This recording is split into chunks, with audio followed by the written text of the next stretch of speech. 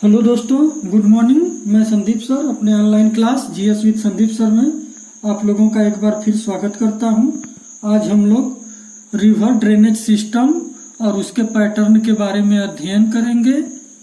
तो सबसे पहले हम लोग देख लेते हैं रिवर को कि रिवर क्या होती है। तो सबसे पहले हम लोग क्या देखेंगे, नदी। तो जैसा कि आप लोग जानते होंगे और नदी से परिचित भी होंगे कि नदी क्या होती है।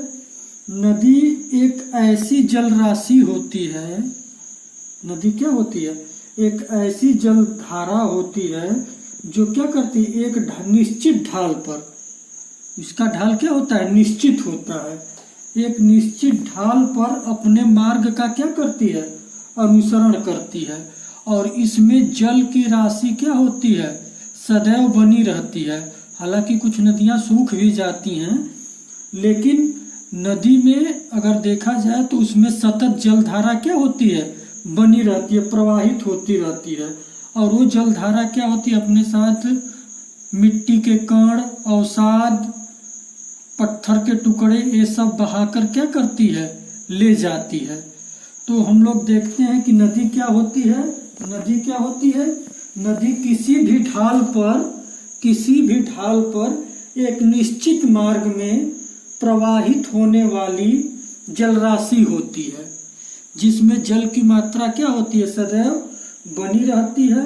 और उसके जल के साथ साथ क्या प्रवाहित होते रहते हैं, अवसाद, मलबा, पत्थर के टुकड़े, ये सब उसके साथ क्या होते रहते हैं, प्रवाहित होते रहते हैं। तो सबसे पहले हम लोग देखते हैं कि नदी का कहीं न कहीं से क्या होता है, उद्गम होता है, कहीं न कहीं से उसकी क्या होती है, उत्पत्ति होती है, ओरिजिन होती है। तो जहाँ से नदी निकलती है या उस जलधारा का विकास होता है, उसको क्या नाम दिया जाता है, उद्गम, ओरिजिन कहा जाता है। उसको क्या कहा जाता है, उद्गम। और जहाँ पर नदी जाकर समाप्त हो जाती है, ये जलधारा या नदी के जाकर कहाँ पे समाप्त होगी, किसी न किसी समुद्र में या झील में या सागर में। तो जहाँ पर ये समाप्त होती है, इसको उस नदी का क्या बोला जाता है, मुहाना बोला जाता है। अब इस नदी में जल कहाँ से आता है, तो इस नदी में जल के स्रोत क्या क्या हैं, सोर्स क्या है। तो जल के स्रोत के रूप में क्या होगा, पहला ग्लेशियर से बर्फ पिघलेगा, और जब बर्फ पिघलेगा तो उससे जल की राशि बनेगी और वो धीरे धीरे प्रवाहित होने लगेगा। दूसरा जो स्रोत होता है, वर्षा का जल। इसके अलावा और क्या हो सकते हैं, जलप्रपात या झरने, जलप्रपात। इन सब से क्या होता है, नदी के जल आता है, जिससे नदियों का क्या होता है, विकास होता है।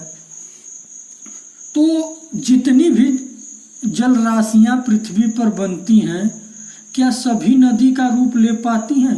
कुछ छोटी जल राशियां भी होती हैं जो इस बड़ी जल राशि में आकर क्या होती हैं, मिलती हैं। तो जब वो इस बड़ी जल राशि में आकर मिलती हैं, तो दोनों किनारे से आकर मिलेंगी। जब दोनों किनारे से आकर मिलती हैं, तो इन जल राशियों को क्या कहा जाता है, इसकी सहायक नदी कहा जाता है। क्या कहा जाता है, सहायक नदी कहा जाता है। इसकी क्या कहा जाता है, ट्रिब्यूटरी कहा जाता है।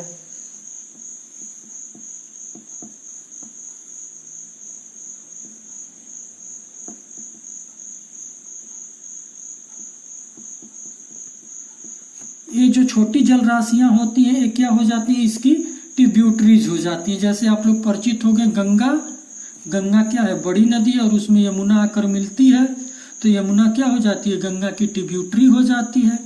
तो हम लोग देखते हैं कि इस तरह क्या हो रहा है, एक नदी तंत्र का विकास हो रहा है।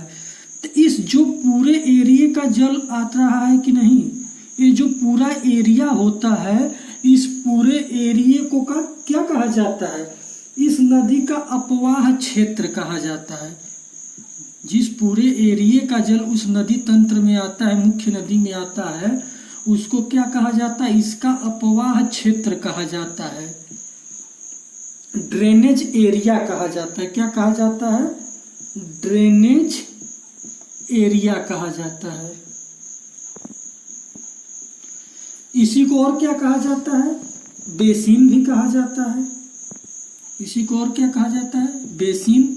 जैसे आप लोग देखे होंगे सिंधु नदी बेसिन, गंगा नदी बेसिन, सिंधु नदी बेसिन या गंगा नदी बेसिन। तो जब हम लोग गंगा नदी बेसिन देखेंगे तो उसमें गंगा और उसकी जितनी सहायक नदियां आकर मिलती हैं उस पूरे एरिया को गंगा नदी बेसिन के अंतर्गत रखा जाएगा। तो अब हम लोग देखते हैं आगे कि जो भूमि का प्रारंभिक ढाल होता है, जो उसका नेचुरल ढाल होता है, अगर उस ढाल के अनुरूप कोई जलधारा बहती है या कोई नदी प्रवाहित होती है तो ऐसे नदी को क्या कहा जाता है? अनुवर्ती नदी कहा जाता है। क्या कहा जाता है? अनुवर्ती नदी कहा जाता है। तो पहले हम लोग देख लेते हैं अनुवर्ती नदी क्या होती है। अनुवर्ती नदी, अनुवर्ती नदी क्या होती है? ये प्रारंभिक ढाल के अनुरूप बहती है। प्रारंभिक ढाल के अनुरूप जो नदी प्रवाहित होती है वैसी नदी को क्या कहते हैं हम लोग? अनुवर्ती नदी कहते हैं। जैसे चंबल, केन, बेतवा, गंगा भी इसी में आ जाती है। गंगा, ये सब किन नदियों के एग्जाम्पल हैं? अनुवर्ती नदी। अनुवर्ती नदी क्या होती है? ये अपने प्रारंभिक ढाल का क्या करती है? अनुसरण करती है। और यहीं पर देख लेते हैं हम लोग पूर्ववर्ती नदी। पूर्ववर्ती नदी, पूर्ववर्ती नदी, पूर्ववर्ती नदी क्या होती है?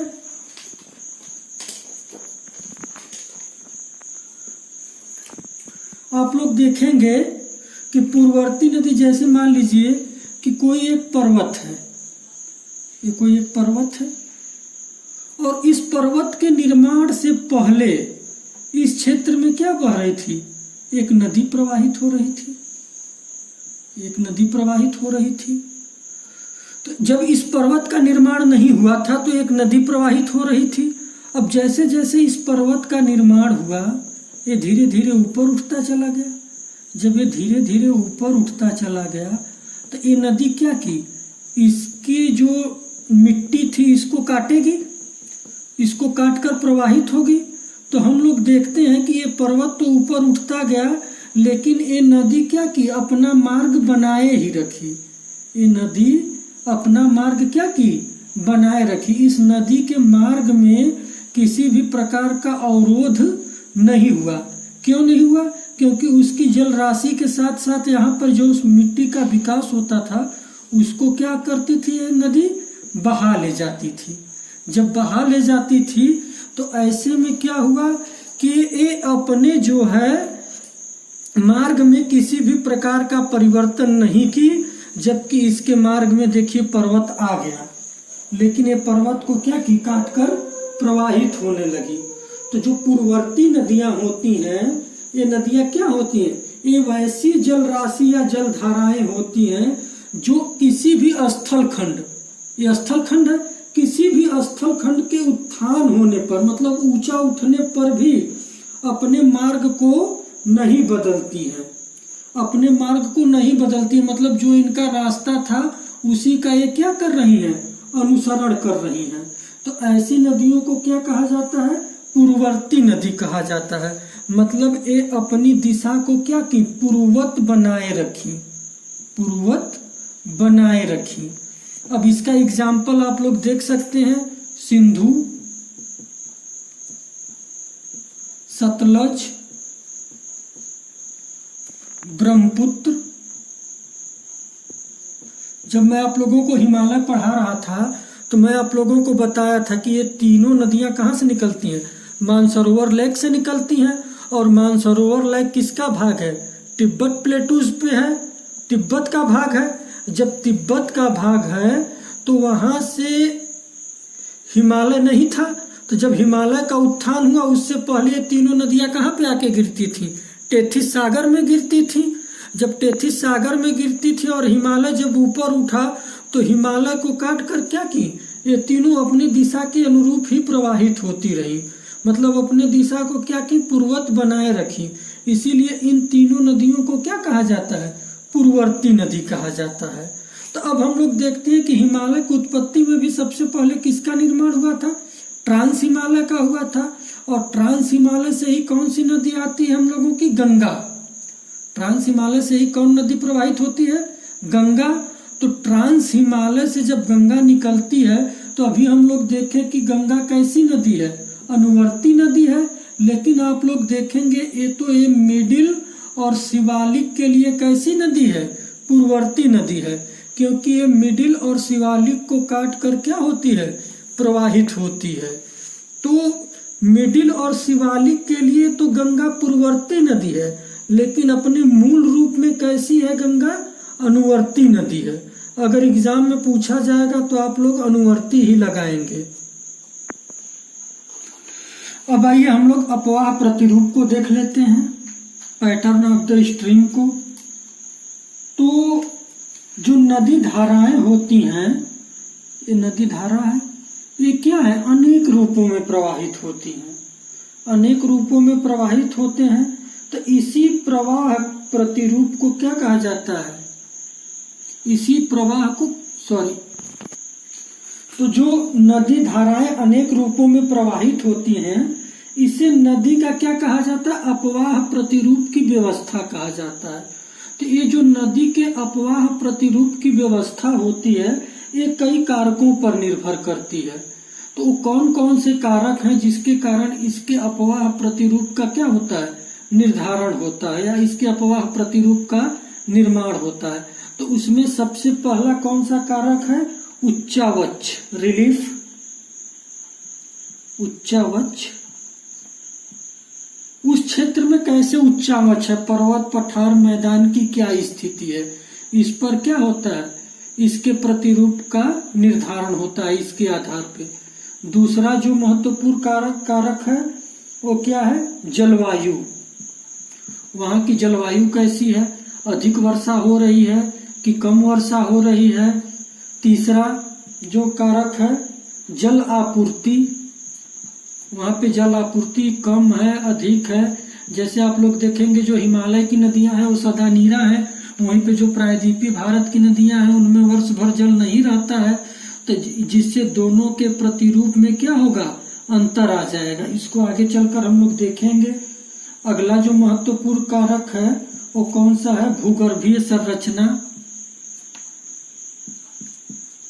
वहां पे कैसी चट्टानें हैं, कठोर हैं कि मुलायम है, इस पर भी निर्भर करेगा। अगला जो महत्वपूर्ण कारक है वो है ढाल।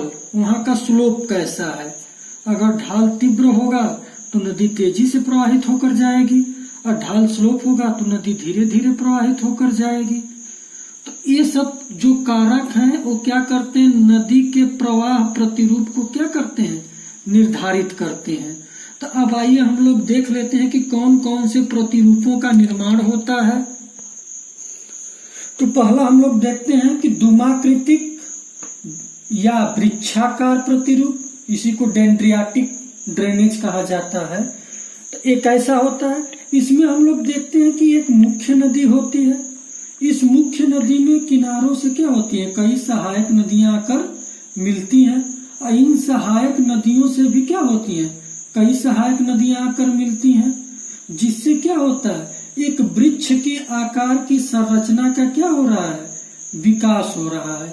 इसी को क्या कहा जाता है? वृक्षाकार या डेंड्रियाटिक ड्रेनेज या डेंड्रियाटिक पैटर्न कहा जाता है। तो इसके अंतर्गत हम लोग देखते हैं कि ये क्या है? मुख्य नदी है जिसमें कई कई छोटी नदियां क्या हो रही हैं? आके मिल रही है, जिससे वृक्ष की शाखाओं की तरह क्या हो रहा है? आकृति का निर्माण हो रहा है।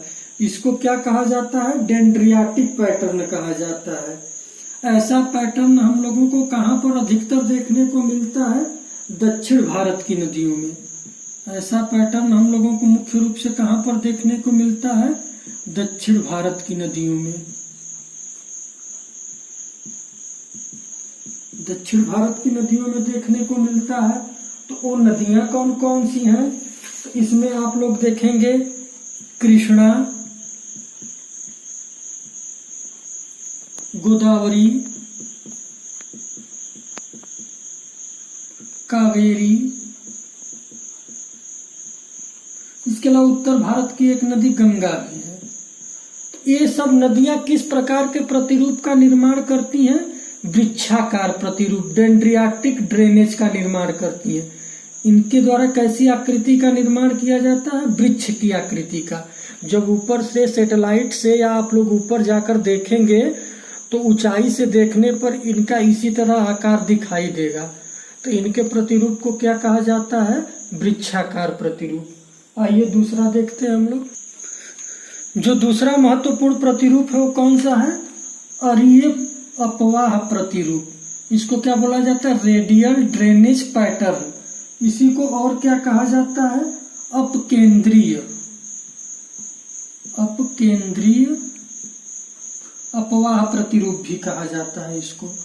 अपकेंद्रीय अपवाह प्रतिरूप। इसमें क्या होता है? इसमें हम लोग देखते हैं कि नदियां एक स्थान से क्या होती हैं? चारों दिशाओं की ओर प्रवाहित होती हैं। जैसे मान लीजिए एक ये नदी हो गई, एक ये नदी, एक ये नदी हो गई, एक ये नदी हो गई, और ये क्या हो रही है? चारों दिशाओं की ओर प्रवाहित हो रही हैं। चारों दिशाओं की ओर प्रवाहित हो रही हैं। तो ये जो आकृति बनती है इसी को क्या कहा जाता है? अपकेंद्रीय अपवाह प्रतिरूप या रेडियल ड्रेनेज पैटर्न कहा जाता है।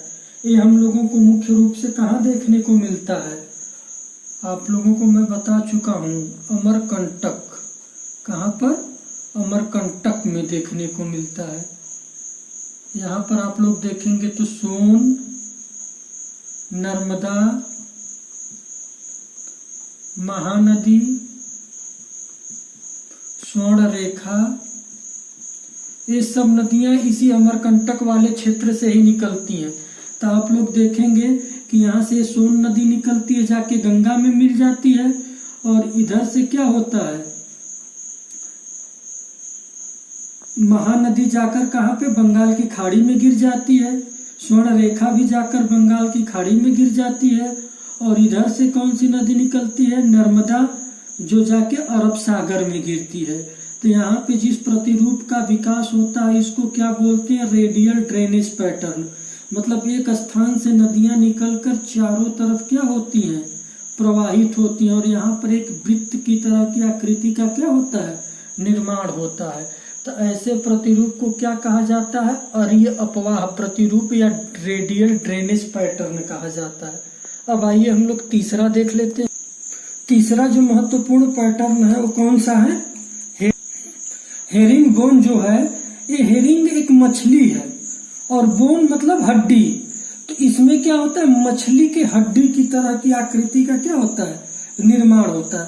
तो इसमें क्या होती है? एक मुख्य नदी होती है और इस मुख्य नदी में इसके दोनों किनारों से नदियां आकर क्या होती हैं? मिलती हैं। जब दोनों किनारों से नदियां आकर मिलती हैं तो इस तरह एक क्या होता है? हड्डी की संरचना का विकास होता है। इसी को क्या कहा जाता है? हेरिंग बोन प्रतिरूप कहा जाता है। ऐसे में आप लोग देखेंगे इधर भी क्या होगी? पहाड़ी हिल्स होगी, इधर भी पहाड़ी होगी और नीचे भी पहाड़ी होगी, और ये बीच में मुख्य नदी भी प्रवाहित हो रही है। और इन पहाड़ियों से जो नदियां निकल रही हैं वो इसमें जाकर क्या होती हैं? मिलती हैं। तो इस तरह के प्रतिरूप का जो विकास होता है इसको क्या नाम दिया गया है? हेरिंग बोन प्रवाह प्रतिरूप नाम दिया गया है। अगला जो चौथा है वो कौन सा है? रेखीय है। रेखीय प्रवाह प्रतिरूप। रेखीय प्रवाह प्रतिरूप। इसमें क्या होता है कि ये मान लीजिए गंगा रिवर है और इस तरह यहाँ से कौन सी नदी आके मिलती है? यमुना नदी मिलती है। तो एक रेखा या एक सीध में आके मिल रही है कि नहीं मिल रही है? तो इस तरह के प्रतिरूप को क्या कहा जाता है? रेखीय प्रवाह प्रतिरूप कहा जाता है। अगला जो महत्वपूर्ण पैटर्न है वो कौन सा है? अभिकेंद्रीय है। पांचवा जो है वो कौन सा है? अभिकेंद्रीय है। अभिकेंद्रीय प्रतिरूप, इसमें क्या होता है?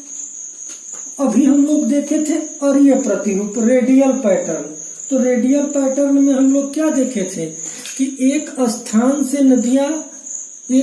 से नदी निकलकर चारों दिशाओं की ओर प्रवाहित हुई थी। तो इसको हम लोग क्या नाम दिए थे? रेडियल पैटर्न नाम दिए थे। इस अभिकेंद्रीय प्रतिरूप में क्या होता है कि चारों तरफ से नदियां प्रवाहित होकर आती हैं और किसी झील में क्या होती हैं? मिल जाती हैं। इधर से प्रवाहित होते हुए आती हैं और किसी झील में क्या होती हैं? मिल जाती हैं। इससे कैसे प्रतिरूप का विकास होता है? अभिकेंद्रीय प्रतिरूप का विकास होता है। ऐसी नदियां हम लोगों को राजस्थान में देखने को मिलती हैं। सांभर झील के पास देखेंगे आप लोग तो ऐसा प्रतिरूप हम लोगों को देखने को मिलता है। ये तो कुछ नदी प्रतिरूप थे, और भी हैं, लेकिन वो बहुत इम्पोर्टेंट नहीं है एग्जाम की दृष्टि से। अगर एग्जाम में पूछा जाएगा तो इन्हीं पांचों में से कोई ना कोई एक पूछ देगा आपके एग्जाम में। अब हम लोग देख लेते हैं नदी की अवस्थाएं। आइए अब हम लोग नदी की अवस्थाओं को देख लेते हैं। तो जैसे हम लोगों के जीवन की अवस्थाएं होती हैं कि हम लोग जन्म लेते हैं, युवा होते हैं और वृद्ध होते हैं और मृत्यु को प्राप्त कर लेते हैं। उसी तरह एक नदी भी क्या होती है? जन्म लेती है, युवा होती है, उसके बाद जवान होती है और वृद्ध होती है, और उसके बाद इसका मृत्यु कहाँ पे होती है? समुद्र में जाकर क्या होती है? मिल जाती है, जहाँ पे क्या होती है? समाप्त होती है। तो हम लोग देखते हैं कि ये जो नदी है, किसी भी नदी का आप लोग जानते होंगे उद्गम मुख्य रूप से क्या होता है? पर्वतों से ही होता है। तो आप लोगों को पता होगा कि 4400 मीटर के ऊपर क्या होता है? ग्लेशियर का विकास होता है। और एक ग्लेशियर जब पिघलते हैं तो इसी से क्या होता है? नदियों का विकास होता है। तो ये नदियां क्या होती हैं? पर्वतीय ढालों के सहारे तेजी से प्रवाहित होती हैं और तेजी से प्रवाहित होते हुए क्या होती हैं? नीचे आती हैं। तो हम लोग देखते हैं कि ये जो नदी की 3 अवस्थाएं हैं, यहाँ पर नदी की क्या हो जाएगी? ये प्रथम अवस्था है मतलब युवावस्था, ये दूसरी अवस्था है मतलब प्रौढ़ावस्था या मध्य मार्ग वाली अवस्था, और तीसरी अवस्था ये है वृद्धावस्था या निम्न मार्ग। मतलब जो सबसे ऊपरी है उसको हम लोग क्या कहेंगे? उच्च मार्ग या युवा क्या बोलेंगे? प्रौढ़ावस्था या मध्य मार्ग। और जहाँ पर आकर ये क्या होती है? समुद्र से मिलती है, तो यहाँ पर क्या होती है? वृद्धावस्था होती है। यहाँ पर आते आते नदियां क्या होती हैं? वृद्ध हो जाती हैं और सागर में जाकर क्या होती हैं? विलीन हो जाती हैं। तो सबसे पहले हम लोग इसको समझते हैं युवावस्था या उच्च मार्ग को। तो युवावस्था या उच्च मार्ग में हम लोग क्या देखते हैं कि अगर कोई नदी है तो युवावस्था में अपने क्या होगी? इसकी स्थलाकृति भी क्या होगी? ये पर्वत का निर्माण भी हो रहा है तो इसकी स्थलाकृति भी क्या होगी? युवा होगी, नई होगी, और नदी भी युवा होगी।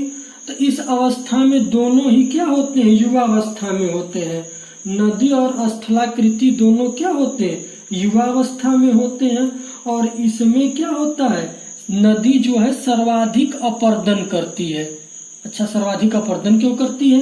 तो सर्वाधिक अपर्दन क्यों करेगी? क्योंकि इसके ढाल पर ये क्या होगी? तेजी से प्रवाहित होगी। और जब तेजी से प्रवाहित होगी तो वो क्या करेगी? अपनी घाटी को जो है तेजी से क्या करेगी? काट कर नीचा करेगी। और जिसके कारण क्या होता है? कुछ घाटियों का विकास होता है, जिसको हम लोग क्या कहते हैं?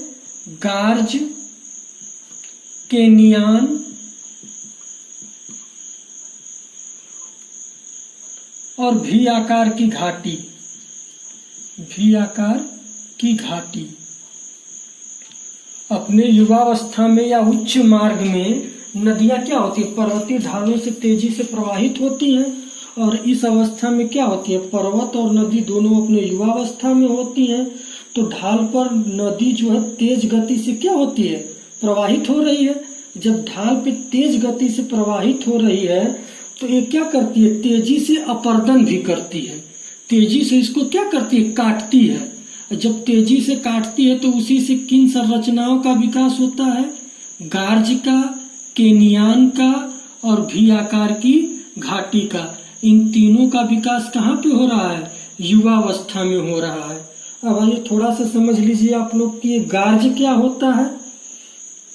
तो ये जो गार्ज होता है, आप लोगों को मैं इससे पहले बताया था कि मान लीजिए ये अगर कोई पर्वत है, पर्वत का निर्माण हो रहा है और यहाँ से कोई नदी क्या हो रही है, प्रवाहित हो रही है और धीरे धीरे पर्वत का क्या हो रहा है, विकास हो रहा है। कुछ सेंटीमीटर पर्वत क्या हो रहा है, धीरे धीरे ऊपर उठ रहा है। जब कुछ सेंटीमीटर पर्वत ऊपर उठ रहा है धीरे धीरे, तो ऐसे में क्या होता है, ये ऊपर उठ रहा है।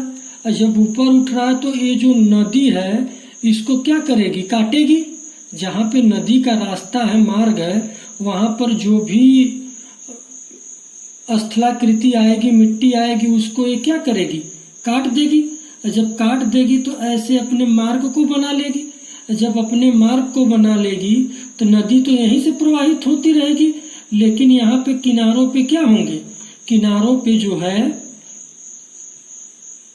पर्वत का निर्माण हो जाएगा।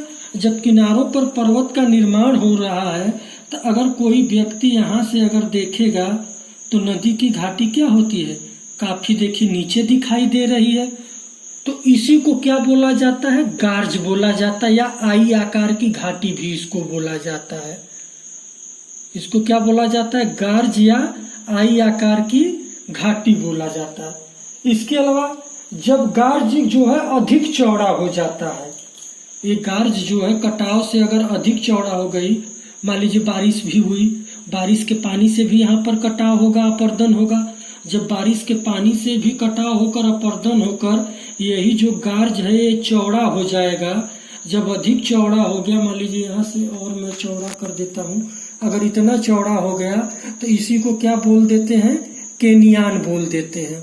और इसी से जब इस तरह भी आकार की घाटी का कटाव हो जाता है इस तरह, तो इसको हम लोग क्या बोल देते हैं, भी आकार की घाटी बोल देते हैं।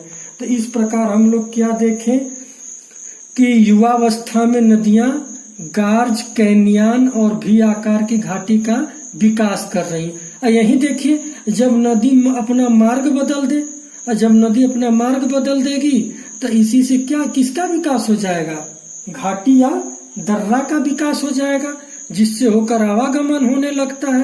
तो यहाँ पर नदियां मुख्य रूप से इन स्थलाकृतियों का क्या कर रही हैं, विकास कर रही हैं। इसके अलावा हम लोग देखते हैं कि यहाँ पर्वत पदीय क्षेत्रों में, ये जो पर्वत का निचला भाग है, इसी अवस्था में, युवावस्था में ही हम लोग देखते हैं कि नदी और एक स्थलाकृति का विकास कर रही है, जिसको क्या बोला जाता है, जलोढ़ शंकु बोला जाता है। इसको क्या बोला जाता है, जलोढ़ शंकु बोला जाता है। आप लोगों को याद होगा जब मैं उत्तर भारत के मैदान पढ़ा रहा था तो उसमें मैं आप लोगों को बताया था जलोढ़ शंकु के बारे में, कि इसमें क्या होता है कि मान लीजिए पर्वत है, ये पर्वत है और यहाँ से नदियाँ क्या होती हैं, यहाँ से आती हैं और यहाँ से जब ऐसे मैदानी भागों में प्रवेश करती हैं तो अपने पर्वत पदीय क्षेत्रों में क्या करती हैं, अवसादों का जमाव करने लगती हैं। जब ये अवसादों का जमाव करती हैं तो इसी से एक त्रिभुज की तरह आकृति का क्या होता है, पर्वत पदीय क्षेत्रों में निर्माण होता है, जिसका शीर्ष क्या होता है, पर्वत की तरफ होता है, या नदी जिधर से आ रही है, जिस तरफ से प्रवाहित होकर आ रही है, इसका शीर्ष उसी तरफ होता है। तो ऐसी आकृति को क्या बोला जाता है, जलोढ़ शंकु बोला जाता है। इसमें क्या होता है, इसका निर्माण कब होगा, जब नदी में अवसाद की मात्रा क्या होगी, अधिक होगी। अवसाद क्या होंगे, अधिक होंगे। जब नदी में अवसाद अधिक होंगे और नदी में पानी क्या होगा, कम मात्रा में हो, पानी क्या हो, कम हो। नदी अधिक अवसाद बहा के लाए और पानी क्या हो, कम हो। और जब पानी कम होगा तो दूर तक बहाकर उसको नहीं ले जाएगा, दूर तक प्रवाहित नहीं कर पाएगा। ऐसे में पर्वत के निचले हिस्से में ही क्या करने लगता है, उसका निक्षेप करने लगता है, जमाव करने लगता है, जिससे क्या होता है, जलोढ़ शंकु का निर्माण होता है। और इसका शीर्ष जो है हमेशा पर्वत नदी के उद्गम की तरफ ही होता है या ऊंचाई की तरफ ही होता है। तो एग्जाम में ये भी पूछा जा सकता है कि जलोढ़ शंकु का शीर्ष किस तरफ होता है, तो इसका शीर्ष हमेशा पर्वत की तरफ या नदी के उद्गम की तरफ या ऊंचाई की तरफ होता है। इतनी महत्वपूर्ण बातें युवावस्था के संबंध में थी। अब आइए हम लोग दूसरी अवस्था प्रौढ़ावस्था को देख लेते हैं। तो प्रौढ़ावस्था में क्या होता है, प्रौढ़ावस्था में जो होता है इसमें अपर्दन बराबर निक्षेपण होता है। सबसे पहले मतलब कि जितना नदी अपर्दन करेगी उतना ही क्या कर देती है, निक्षेपण भी कर देती है, जमाव भी कर देती है। इसमें क्या होता है, नदी का ढाल देखिए, इसकी तुलना में यहाँ पे नदी का ढाल क्या हो गया, मंद हो गया कि नहीं हो गया। तो नदी का ढाल यहाँ पे क्या होता है, मंद हो जाता है। और जब नदी का ढाल यहाँ पे मंद हो जाता है तो नदियां क्या करने लगती हैं, विसर्पण करने लगती हैं। नदियां क्या करने लगती हैं, विसर्पण करने लगती हैं। और जब विसर्पण करती हैं तो इससे क्या होता है, यश आकार की आकृति का निर्माण होता है। यश आकार की, एक तरह से कहा जाता है कि नागिन की तरह, सर्प को देखते हैं ना आप, जैसे चलता है तो नागिन की तरह क्या होती है, बल खाने लगती हैं नदियां इस क्षेत्र में। तो जिससे यश आकार की आकृति का निर्माण होता है। और इसी विसर्पण, ये देखिए विसर्पण हो रहे हैं, ये विसर्पण हो रहा है। जब विसर्पण हो रहा है तो इससे किनारे पर क्या होते हैं, और किनारे पर ये मिलने लगते हैं। किनारे पर और तेजी से क्या होते हैं, इस तरह और आ जाएंगे, इस तरह किनारे पर मिलने लगते हैं। जब किनारे पर मिलने लगते हैं तो एक समय ऐसा आएगा कि ये पूरी तरह से यहाँ पे क्या होगा, मिल जाएगा। और जब यहाँ पर पूरी तरह मिल जाएगा तो ये वाला भाग क्या होता है, कटकर अलग हो जाता है। जब ये वाला भाग कटकर अलग होता है तो इसी से किसका निर्माण होता है, गोखुर झील का निर्माण होता है। इससे किसका निर्माण होता है, गोखुर झील का, ऑक्सबो लैक का निर्माण होता है। किसका निर्माण होता है, ऑक्सबो लैक का। ये इसकी आकृति जो होती है गाय के खुर की तरह होती है, इसीलिए इसको क्या कहा जाता है, गोखुर झील कहा जाता है। ये भी एग्जाम में पूछ दिया जाता है। तो नदियां अपने युवावस्था में क्या करती हैं, विसर्पण करने लगती हैं, जिसके कारण उसके क्या होते हैं, किनारे पास आने लगते हैं और नदी का कुछ जल क्या होता है, पीछे छूट जाता है, जिससे गोखुर झील का क्या हो रहा है, निर्माण हो रहा है। इसके अलावा इसी क्षेत्र में हम लोग देखते हैं कि नदियां एक और आकृति जलोढ़ पंख का निर्माण करती है। जलोढ़ पंख का क्या कर रही है, निर्माण कर रही है। जलोढ़ शंकु हम लोग देखे थे, उसका निर्माण कहाँ पे कर रही थी, युवावस्था में कर रही थी। और यहाँ पे नदियां किसका निर्माण करती हैं, जलोढ़ शंकु का निर्माण करती हैं। इसमें क्या होता है कि मान लीजिए कोई पर्वत है, चलिए ना,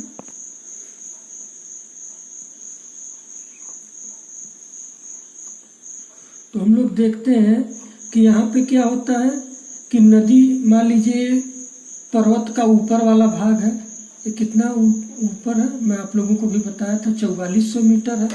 तो जब 4400 मीटर ऊंचा है तो इस क्षेत्र में क्या होता है, नदी यहाँ से प्रवाहित होगी और यहाँ से ऐसे प्रवाहित होते हुए क्या होगी, अपने मध्य अवस्था में आती है। और जब नदी अपने मध्य अवस्था में आती है तो यहाँ पे मान लीजिए ये नदी ऐसे प्रवाहित होकर आ रही है, यहाँ से ऐसे प्रवाहित होकर आ रही है।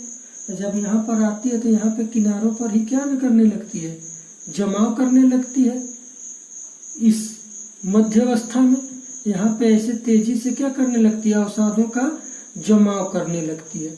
जब तेजी से अवसादों का जमाव करने लगती है तो इसमें क्या होता है कि एक पक्षी के आकार के, पक्षी के पंख के आकार के आकृति का क्या होता है, निर्माण होता है, जिसको क्या बोला जाता है, जलोढ़ शंकु बोला जाता है। सॉरी, इसे क्या बोला जाता है, जलोढ़ पंख बोला जाता है। तो हम लोग देखते हैं कि इसमें क्या होता है, अवसाद क्या होगा, कम होता है। यहाँ पे अवसाद क्या होगा, कम होगा, अवसाद कम। और पानी क्या होगा, पानी की मात्रा अधिक होगी, पानी अधिक होगा। ऐसे आएगा, जैसे देखिए जल प्रवाहित होकर आ रहा है, जब यहाँ पे आता है तो यहाँ से तेजी से ऐसे ऊपर उछलेगा, और जब तेजी से ऊपर उछलेगा तो यहाँ पे क्या होता है, इस तरफ पंख की आकृति के स्थलाकृति का जमाव होता है। इसी को क्या बोला जाता है, जलोढ़ पंख बोला जाता है। और जब बहुत अधिक जलोढ़ पंख मिल जाते हैं तो इसी से क्या होता है, भंवर का निर्माण होता है। तो हम लोग देखें कि पहली जो महत्वपूर्ण स्थलाकृति का प्रौढ़ावस्था या मध्यावस्था में विकास हो रहा है वो क्या है, जलोढ़ पंख है। दूसरा यहाँ पर एक और स्थलाकृति का निर्माण होता है। यहाँ पे जब कठोर चट्टानें होती हैं, यहाँ पर अगर एक कठोर चट्टान है, ये कठोर चट्टान है, जब इस कठोर चट्टान से यहाँ से नदी तेजी से प्रवाहित होकर आ रही है। जब इस कठोर चट्टान से यहाँ से नदी क्या होती है, तेजी से नीचे गिरती है, तो इसी से क्या होता है, जलप्रपात का निर्माण होता है। तो हम लोग देखते हैं कि जो मध्य मार्ग में या अपने प्रौढ़ावस्था में नदियां मुख्य रूप से जलोढ़ पंख और जलप्रपात का क्या करती हैं, निर्माण करती हैं। इसके अलावा अब देख लेते हैं इसका तीसरी अवस्था, वृद्धावस्था या निम्न मार्ग।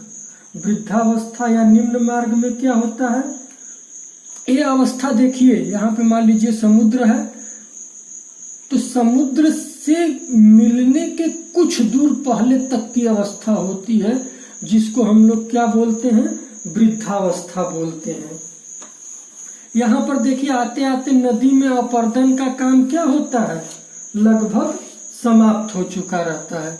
मतलब नदी की जो अपर्दन करने की शक्ति है वो लगभग क्या हो चुकी रहती है, खत्म हो चुकी रहती है। और यहाँ पे क्या होता है, सिर्फ निक्षेपण करती है। यहाँ पे नदी सिर्फ क्या करती है, निक्षेपण या जमाव करती है। अपने साथ जितने भी अवसाद मलबा बहाकर लाई रहती है वो यहाँ पर क्या करने लगती है, जमा करने लगती है। और यहाँ पर जब जमा करने लगती है तो इससे क्या होता है, दो तरह की आकृतियों का निर्माण होता है,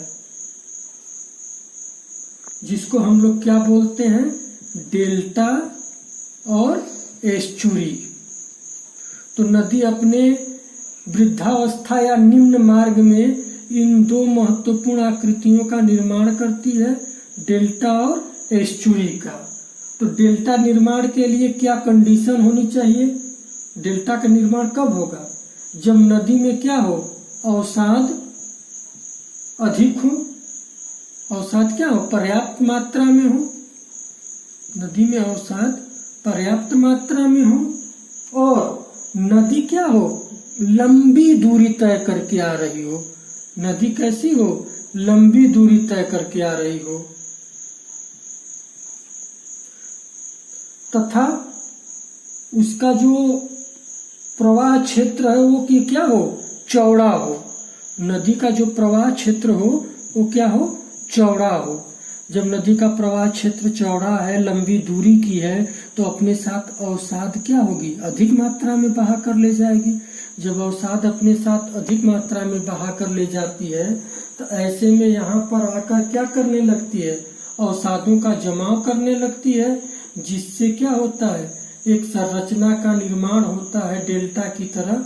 उसी को क्या बोला जाता है, डेल्टा बोला जाता है।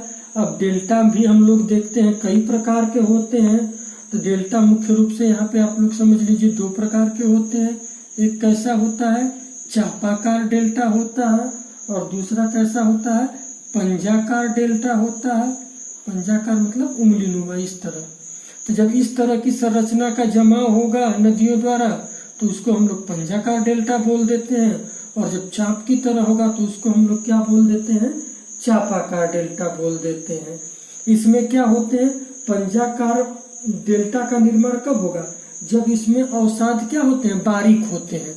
जब जो नदी द्वारा अवसाद बहाकर लाए गए हैं वो कैसी मात्रा में हो, बारीक हो। और इसमें क्या होते हैं, चापाकार में अवसाद जो होते हैं ये मोटे होते हैं, बड़े होते हैं, तो ऐसे में चापाकार डेल्टा का निर्माण होता है। इसके अलावा थोड़ा सा यहाँ पे आप लोग एस्चुरी को भी समझ लीजिए कि एस्चुरी का निर्माण कब होगा। जैसे मान लीजिए कोई पर्वत घाटी है इस तरह, तो हम लोग देखते हैं कि जब इस पर्वत घाटी से नदी प्रवाहित होती है, तो यहाँ से मान लीजिए नदी प्रवाहित हो रही है, ये नदी प्रवाहित हो रही है और ये अपने तली को क्या की रहती है, नीचा की रहती है, भ्रंश घाटी से प्रवाहित हो रही है। जब तली को नीचा की रहती है तो यहाँ पे क्या है, समुद्र है, इस वाले एरिया में क्या है, समुद्र है। तो इस समुद्र का पानी भी क्या होता है, इस घाटी में प्रवेश कर जाता है। तो नदी द्वारा जितना अवसाद बहाकर लाया जाता है उतना सागर द्वारा क्या कर दिया जाता है, अपरदित कर दिया जाता है। नदी जितना अवसाद यहाँ पर लाके जमा करना चाहती है उतना जो सागर का जल है वो इसके अंदर प्रवेश कर कर उसको क्या कर देता है, अपरदित कर देता है, जिससे उसका जमा नहीं हो पाता है। और इसी से किसका निर्माण होता है, एस्चुरी का निर्माण होता है। ये तो नदियों से के ड्रेनेज सिस्टम और पैटर्न और उनकी अवस्थाओं से संबंधित कुछ महत्वपूर्ण जानकारियां थी। अगले क्लास में हम लोग इंडियन रिवर सिस्टम को देखेंगे कि भारत में कौन कौन सी नदियां हैं, उनको कितने भागों में बांटा गया है और उनके क्या क्या सहायक नदियां हैं। अगले क्लास में हम लोग देखेंगे। आज के लिए बस इतना ही। Thank you.